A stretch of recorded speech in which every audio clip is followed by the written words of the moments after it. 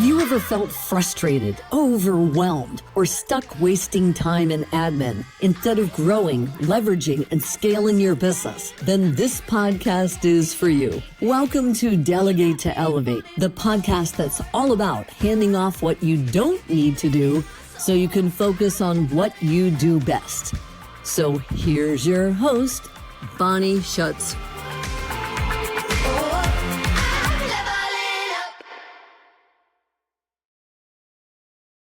Hello, everybody. Welcome to Delegate to Elevate.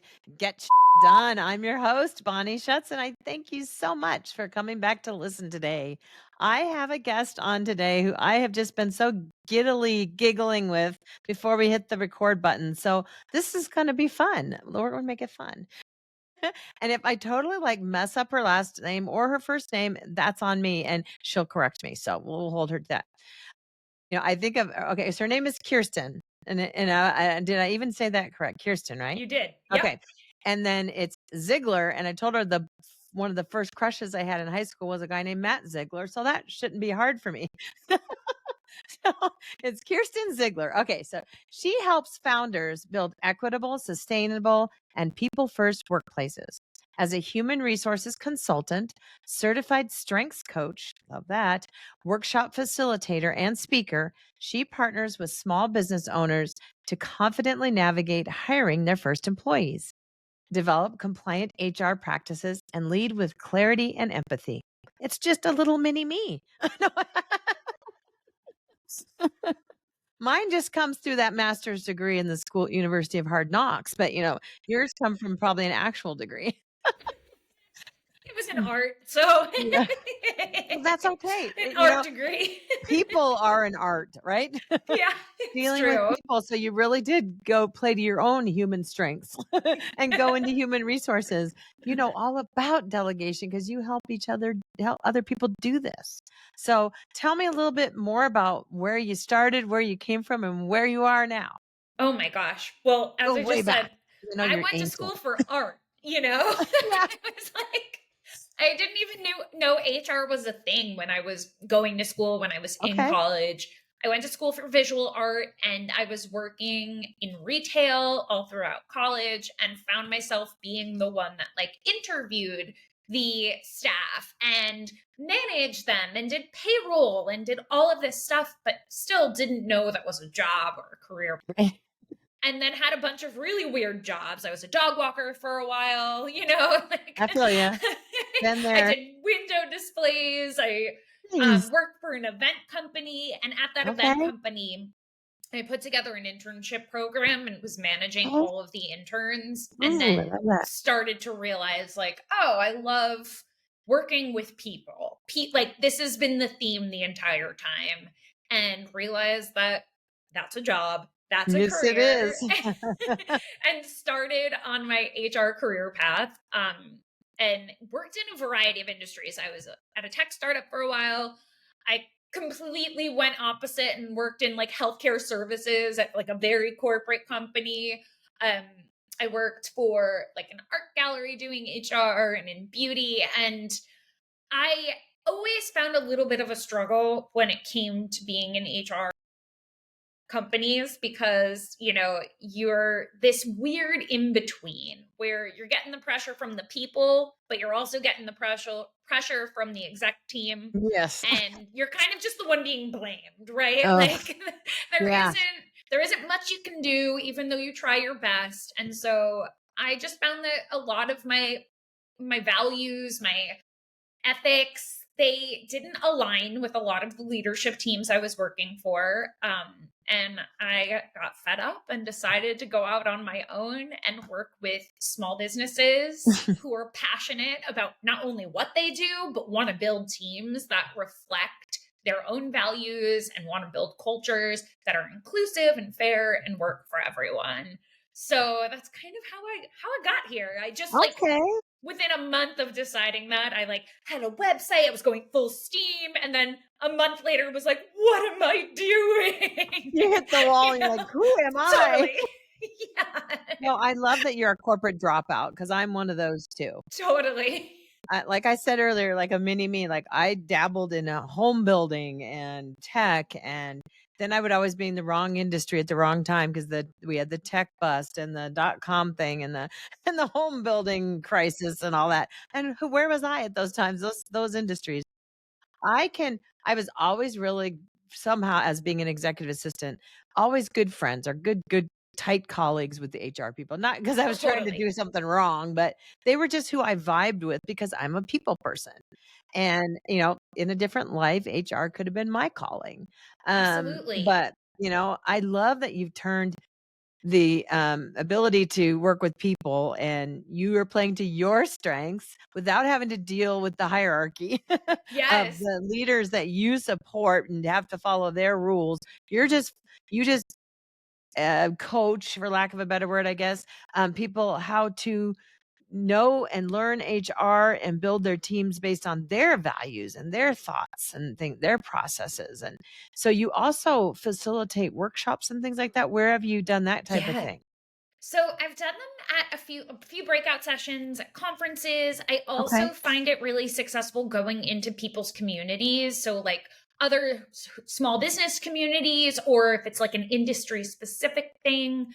I've done a lot of workshops at co-working spaces because a lot of Okay. small That's perfect. businesses start there. Yeah. And it's always so much fun. I love hosting workshops virtually, in person, but it's always so much fun. And I usually do like the topics sometimes are on like HR basics or how to hire your first employee or strength-based leadership, leaning into your own strengths to lead, coach your team. And then Yeah. also I've done work-life balance stuff, but I always have a Mm. hard time with that term work-life Yeah, balance me too. because, right, like it Is it a shouldn't be thing? a and it also shouldn't be a balance. It should, Yeah.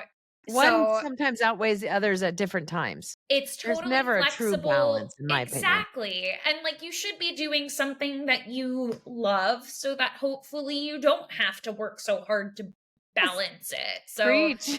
yeah, I mean that's the goal, right? That's the I goal. know that most don't have that luxury. Yeah. So I mean, we do talk a lot about delegation being like a spectrum or like you're a bodybuilder and you can lift the 10-pound weight or you can lift the 100-pound weight. And are you happy at the 10 pounds? Cool. Stay there. Do yeah. what you want to do because especially for professional service providers that have maybe left corporate and they did it for the goal of doing their own thing, freedom of the time that they put into it, and they're happy, but say they're not unhappy because they're like feeling the peer pressure to you need a VA and you need a marketing agent and you need an accountant, and you're like, like, So like, say I came to you like that. I just Yeah. started a business and I'm 3 years in or something of being this solopreneur. What do you think you would suggest to me to hire out first or outsource or delegate first? This is honestly one of my favorite things to work with business owners with. And I find that they come to me in two different phases of their businesses. So, this is definitely the first one when they're starting to think about should I hire? Do I need to hire? Who is that hire? And then later on, usually when there's some sort of growth happening within the team or growing pains. So usually those are like the two places. So with business owners that are hiring or thinking about hiring for the first time, I start with a delegation worksheet. And so for me, if somebody says to me, sit down and think about all the things you want to or could offload, I would have a blank mind. I wouldn't be able to come up with anything. So my Right. tactic is just like keeping something open on my desktop all day or having a pen and paper next to me. And as I'm going through my day to day, I start to think about, is this something I'd like to delegate because I don't want to do it? Is this something that I could want to delegate because it would be better if somebody else can do it, or is it something that my time is valuable, right? So Amen. is this worth my time? And so from there, after like I would say give it 2 weeks or so of just your brain dump. Don't put a lot of time into it. Don't let it take time. Do it as you're working, as you're going through your Yeah. day. You should have a pretty decent list. And from there, I like to categorize it.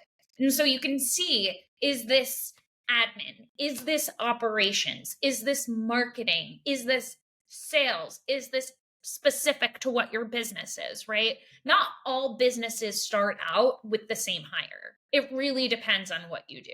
If you're a mental health practice, your first hire is probably another mental health provider. Sure. Not an admin, right? But right. For someone like myself, I'm, a solopreneur consultant. I need admin help, like I need having VA that right help. arm. Yeah. Yeah, exactly. So it really depends on what you need. There's no right or wrong answer in that. And so I always like people to take full ownership over what they need and what they can actually let go of. I love that. Time is so valuable. So, make sure you're spending your time where it means the most. Yeah. And where you want to be. It's what I always say. Like there's times that I like to do my social media, but should I be? I don't know. If you like it, why not? But if you don't, then, But then if sales are falling, then, Bonnie should be selling because she knows the business the best. But he's over here playing around in Canva for 3 hours, Not the best use of my time. But again, on the flip side, you started your business to do what you want to do. And if it's on you, if you're losing sales because you're playing in Canva. Right. That's just an example of where I may be guilty. Yeah, but maybe you need to bring on like a sales consultant to help you with that. Right. Exactly. And I know a few of those guys. So that's cool that you mentioned that, or a lead gen specialist. Because there's plenty of lead gen people that I've talked to or come across in my ups and downs of this business world. Because entrepreneurship can definitely take you up and down a roller coaster ride. Daily, hourly sometimes. I wake up feeling great. 10 emails later, I'm like, what am I doing? Oh my God. Yeah. You're feeling me. Yes. Oh, it is a big stress, and excuse my language, but it's a mind excuse me. It's a total it's total mind. Whoa. Cause it's just like, it is. And to simply say it without being, potty mouth like we just were, it's a roller coaster ride. And I used to love roller coasters. But as I get older, I remember the last one I rode was probably 10 years ago, but I am not a spring chicken and it hurt. Yeah. I feel a little nauseous or dizzy. A little. I was dizzy. Yes. I get headachy and but it's fun because it goes so fast. But that feeling of this, this is so close to what an entrepreneur feels, people. Let me tell you. And if you're listening to this, you probably can relate. The way your stomach is up in your chest, it is the exact same feeling, is it not? It is. And sometimes then your stomach drops. Yes. And it just completely drops. Going up the hill. Yay, this is fun. Oh my God, what's on the other side? Yep. The drop. Oh right man, back up again. that is playing to your strengths. And like one of mine is to go with the flow. Yes, I'll feel that moment or two or an hour of stress and that lump in the chest. And they're like, you've been through this and you've survived. You're still here. Yeah. Move on. You may have to let somebody go. That's a difficult part. Like that's something that's really gut punched me, is when I had to let somebody go. But I always have that little carrot that I say, but I loved working with you. And when things go back to good again, I will bring you back. I promise. I mean, sometimes things are meant to only last a certain period of time. And that doesn't, exactly. And that doesn't mean it was a bad thing or like bad endings. That's honestly something I've had to kind of reframe in a way, especially with working with like having clients for extended periods of time and then like parting ways with them, like it used to hurt my feelings in a way. Like you can't help but take it a little personally, right? Because you become so invested with people's businesses and their lives. But then, it's also, no, I'm glad they're outgrowing me, or they, this is what's right for them in their business. It's not personal. So and that's hard to remember that. I use that old, I put on my business hat today. Yeah. And I'll take off the mom hat, or whatever for now, where I feel bad and I take it personally, but realize that I too am a business owner where my business does that roller coaster. And I have to realize that can happen for the clients too. It only makes me want to help them more. But if they're not able to, they're not able to. Yeah. If they don't need me and my services anymore, I have to realize that's a business decision. And it's maybe 1% it's me. They can't stand all my F-bombs or something. I don't know. But once in a while it could be you, but that's okay. Let's identify that quickly, that we're not, a good match anyway. And luckily what I do is I keep a really good finger on that pulse of when I match my team with somebody, it's like, is this a good match? Like, how are you guys doing? Are you vibing? Are you okay? And then we just replace that person if it's not working. But so one question I have for you, which I think a lot of people struggle with in the beginning, is do I hire an employee or a contractor? And how long can I have all those business, how long can I have a contractor? How many? All that good stuff. Can you give us the short answer for that? I know that's probably huge. So it's definitely a little complicated, right? But the Department of Labor and the IRS, both like things that when people start to talk about, your eyes glaze over, right? Yeah. Both of them have a set of tests, right? The specifics change every few years, but the general theme is the amount of control, the behavioral control, the financial control. What kind of control do you as a business owner have over this position or over this person? Right. So if you need to hire someone that you're telling them what times to work, right? Like there's a requirement for that. You want them to do things the way that your business does things. You want to mold them. You want them to grow with your team. Then you need to invest in hiring an employee. And I always say, if that is your end goal, start now. Don't put it off, right? Just start now, because then you're starting to invest in this person who in turn will help you grow your business. I love that. If you need someone for a specific project, if you need someone where you say, hey, I need you to do XYZ for me, it could be done anytime over the next month. Like, here's the deadline. Do it Just how you want. Get to the deliverable however you want to get to it. Exactly. And whenever, and so, a lot of the times a VA is really good for that contractor, that 1099, because, you're offloading some things and you're saying, get this to me whenever. Now, if I were to say, I need you to be online 9 to 5 when I am answering my emails, like responding to my clients, that's where you're starting to get a little bit of a muddy area. Blurred lines. Yeah. And it's so easy to blur those lines between contractor and employee.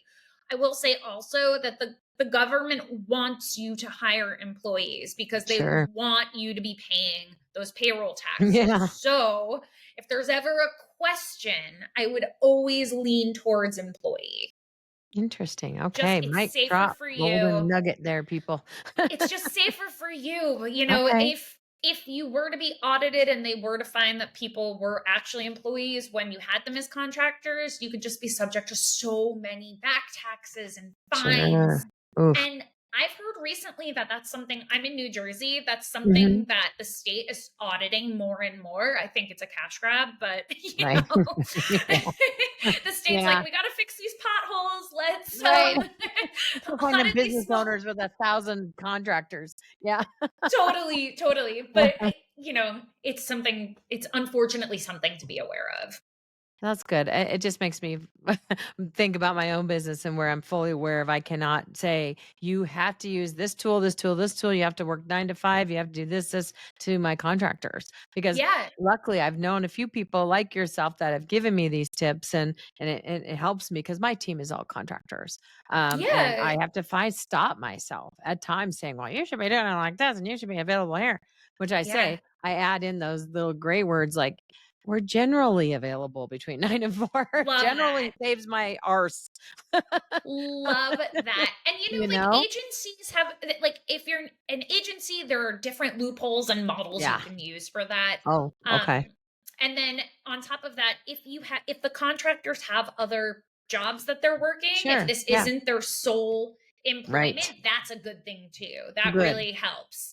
If you're paying them through their like LLC, that's helpful as opposed through their personal social. So there are definitely things. I actually have a hiring and onboarding course that goes through all of this too. I love that. And we can share that in the notes of this podcast for everybody to check out for sure, because that is so valuable. when I started this thing and I just, winged it at the beginning because I just was done with my corporate days. I didn't know anything.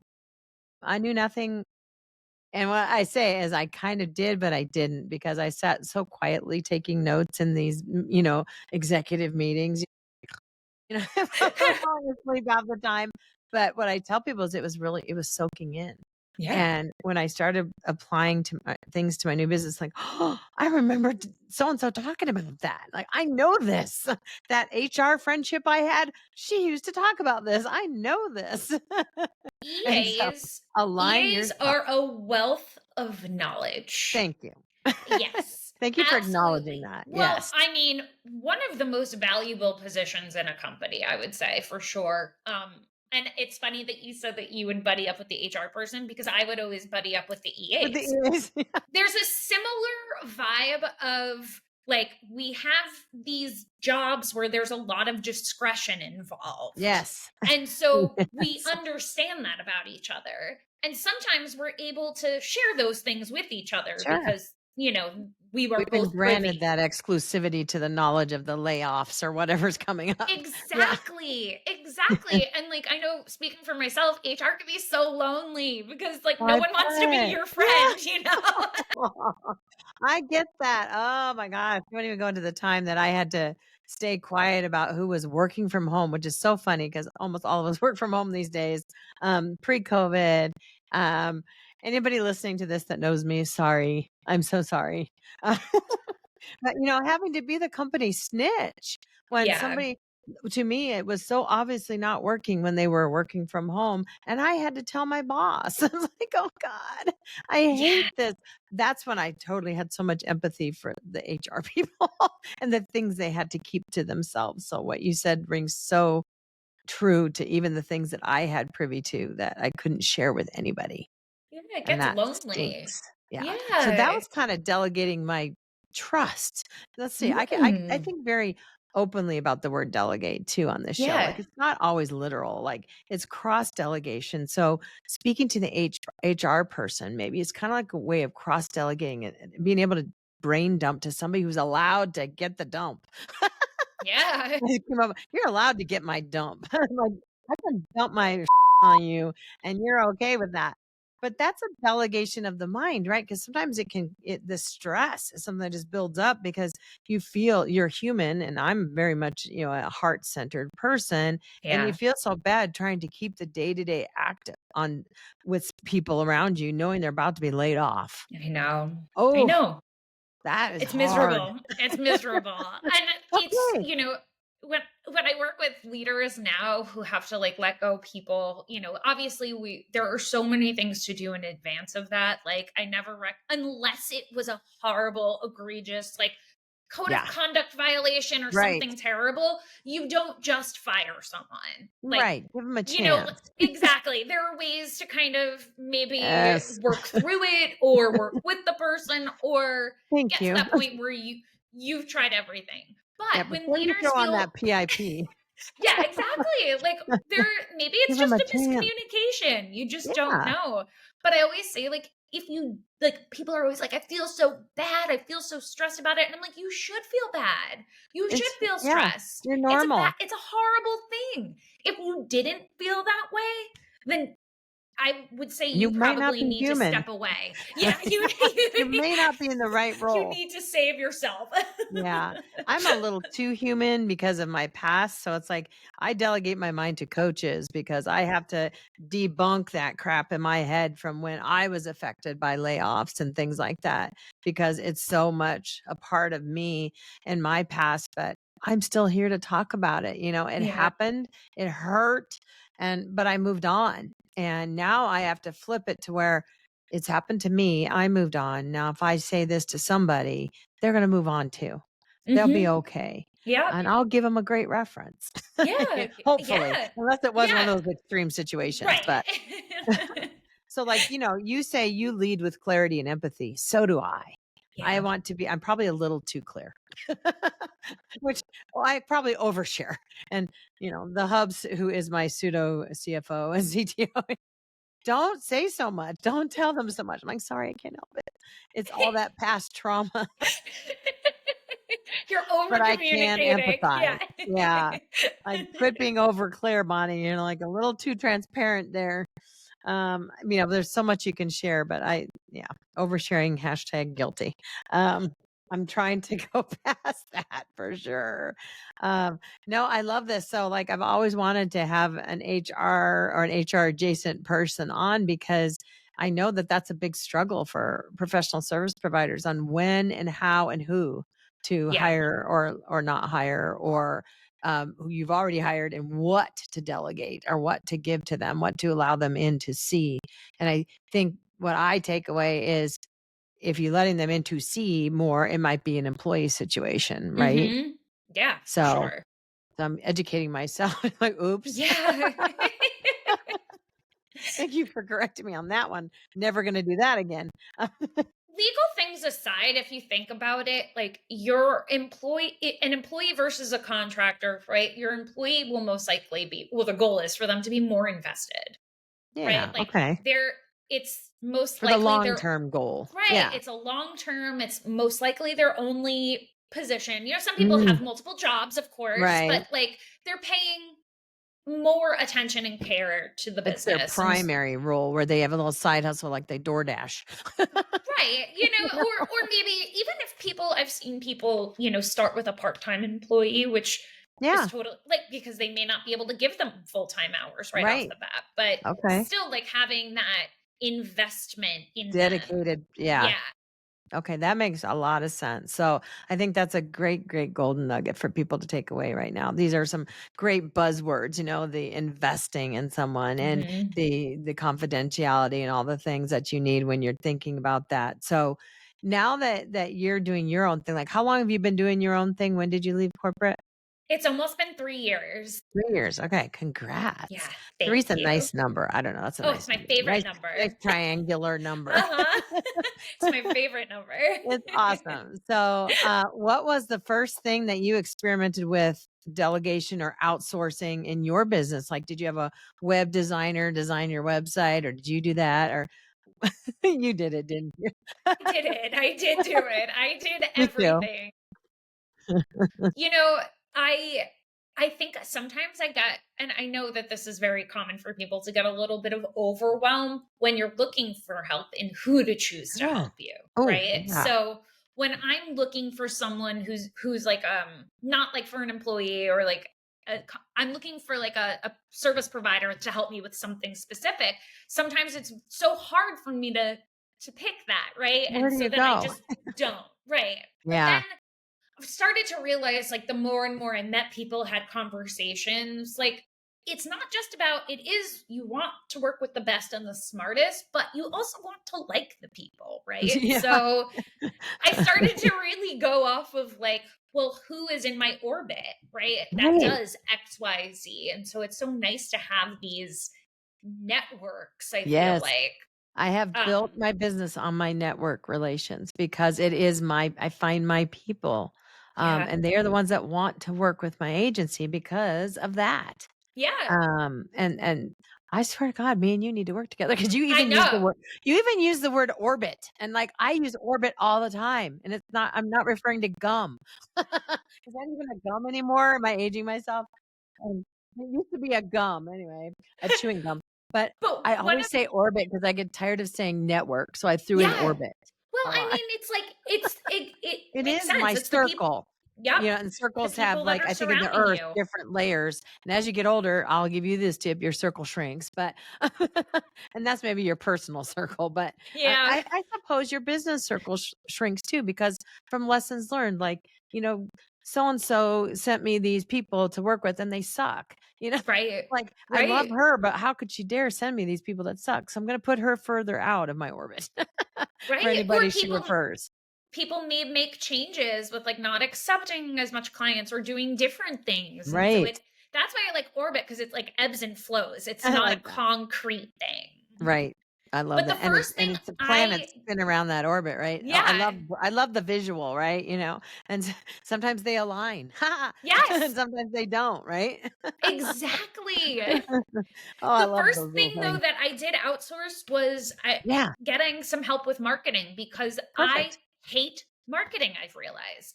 So like I do think as a business owner, it's important to do everything yourself at Sure. first, because you learn what you don't like, what you're good at, what you're not, You have and so much so more appreciation for each specific role or task. definitely, definitely. And then you can figure out where to bring in the help. So just like thinking about that like delegation aspect, I Mm-hmm. thought about, well, what is taking up so much of my time Yeah. because I hate it. Yeah. Right? Absolutely. I hate the book. So I said, yo, cross delegate to the husband. Here you go, honey. Perfect. You're doing my book. Perfect. But That's now for creative delegation, by the way. That's like, who I can love I that. not pay to do my books? I mean, I think it's scrappy and brilliant. So Scrappy. I use that word too. Oh, I just love you. Yes, I am very scrappy. You got to be sometimes as an entrepreneur. And that's when scrappy delegation comes into play too. And I have advised people to use their network to help put out the word. They do some free marketing for you, which I have done for many people myself. You use your network, if you have a community, use your volunteers to help you with work. Use friends, family. It's like that gets a little sticky sometimes, but there's creative ways if you don't have the budget. absolutely. Absolutely. Yeah. Oh my gosh, this has been like so cool. So thank you for educating me a lot and helping Yeah. me laugh and understanding my sense of humor so well. And for being in my orbit. Thank you in my orbit. Me too. And I swear when I come to Jersey, it's like in November, I've got to I'm find gonna you. I just have find to you. cross that Yeah. bridge. Ah, we'll cross that bridge when it comes. Oh my God. Am I a comedian? Um, Lord Jesus, help me. Take the wheel, as Carrie Underwood would say. But yes, it's been fantastic talking to you. What I'd like to end with, which you've already dropped a billion of these, but if you can come up with any new ones, when people are at the cusp of Yes. delegating or getting rid of something off their plates because they hate it, what are a couple takeaways the audience can have today when they're in their minds in their brains too much and they just don't know how to where to go, when to do it, that kind of thing? What might you tell them? I like to get organized. So, like I said, a brain dump, right? Just what are the tasks? Just think about it. Don't think too much about like every meaning behind it, but what are those tasks? And then come back to it later to see, am I able to outsource these in a way? And what is that category? Who is that person then based on all of these things I've listed? That's It's good. important to get help, ask for help where you need it. You can't do everything by yourself. No. No, and you can't. I mean, you can do it for a bit. I mean, I did it for a Yeah. bit, but you can't grow unless you're happy with just doing it for a bit and not growing, because that is totally cool too. If Yeah. you get to a place where you just want to stay, cool.